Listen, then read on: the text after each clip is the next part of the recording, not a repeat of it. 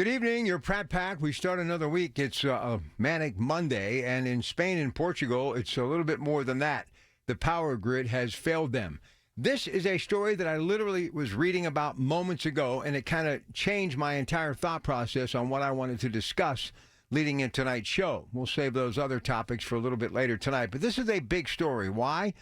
We've been talking about infrastructure for the longest time when it comes to the energy grid in America and energy independence, something, no matter what anybody tries to tell you, are both in serious trouble.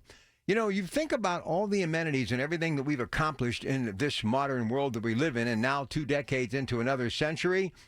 How is it that we continue to see stories like this? Imagine everything just going out. No power across the grid. Everything that we depend upon in our lives depends on electricity and energy.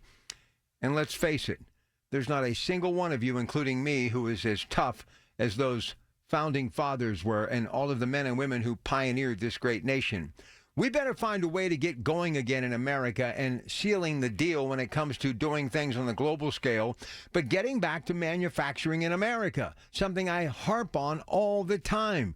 We need those people that can actually make it work, building things with their hands, boots on the ground, hard hats, the whole 9 yards. What in the world are we waiting for? I mean, imagine if you are in the government of Spain, Portugal, and places like that, and people are clamoring and banging on your door asking for some sort of answer. But guess what? You're not worried about that because they can't find their way to your door because all of the lights are out. But seriously, isn't this something to be afraid of? It absolutely petrifies me to think we could have gotten to this point in the globe that we call planet Earth. I mean, no power everywhere. We're talking mass countries here. We're not talking just a little block or a nook and cranny or just maybe a municipality, a township, a borough. We're talking whole countries going dark, losing their power. If you don't think that can happen in America, you haven't been listening to my show and all of the people that I have brought on to talk about the energy crisis in America and the grid.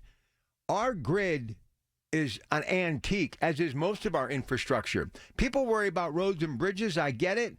Well, guess what? If the energy grid goes dark, you won't have to worry about any of that stuff. Why? Because you'll be stranded at home if you even own a home, because you'll not be able to go anywhere.